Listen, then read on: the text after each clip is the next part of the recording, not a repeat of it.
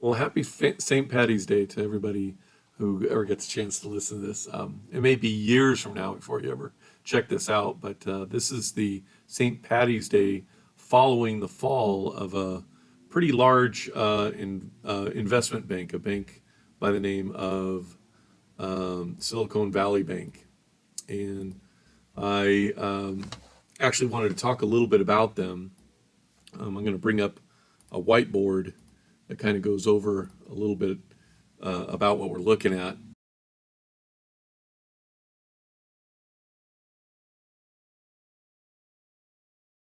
First off, I want to talk about this bank. I actually had a client call me who was really concerned last Saturday. He had heard the news and told me that this Silicon Valley Bank had defaulted and basically had been gone into receivership and it was taken over. And years ago, I had talked to him. I said, where you want to put your money is with insurance companies, not necessarily with banks.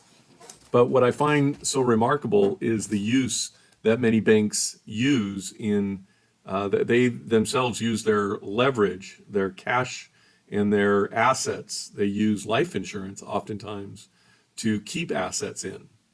Even though Silicon Valley Bank was $212 billion, and I wanted to compare it to Wells Fargo.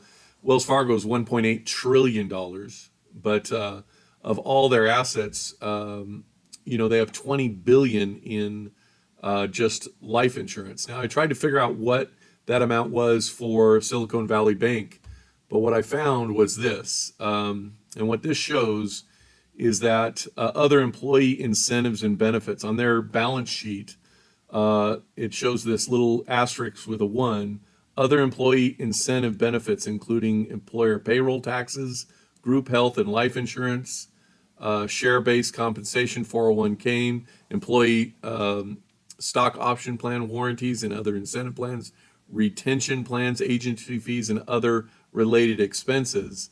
What you have to understand is these are assets, but I can't tell if these are actually the same as what Wells Fargo calls an asset, because Wells Fargo, their 20 billion looks quite a bit different. In fact, this is their balance sheet, and right there it says corporate bank-owned life insurance, what we call BOLI, or bank-owned life insurance.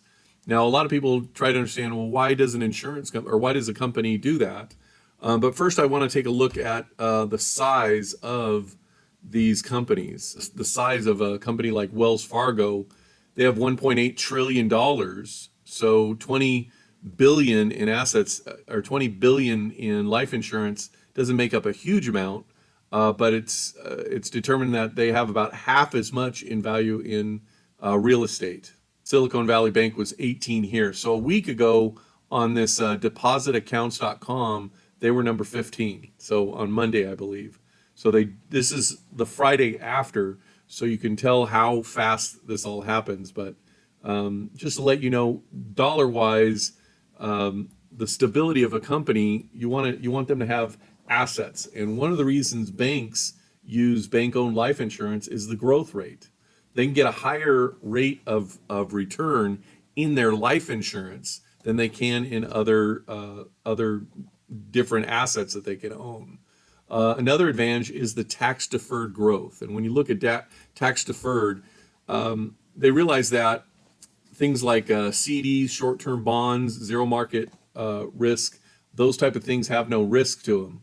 But when I say very low risk, tax deferred growth, when we look at that, it's actually they look at life insurance, or at least the government does, as good for society. These are usually on the bank employees, and the government doesn't look at this as being a bad thing. If somebody passes away, it protects the growth of the company and the stability of the company, and thus its workers and the government's ability to tax. So they actually do not tax on life insurance. The other thing is liquidity features. The beauty of life insurance is they use the cash surrender value of this, and though it's an objection of guys like Dave Ramsey, banks themselves need to be liquid. And one of the things they use are the cash values within them because they can have access to them quickly.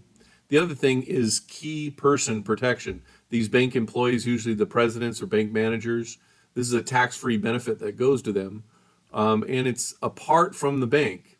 Now, I would say, again, separate from the bank itself, this is important to business owners and the family breadwinner.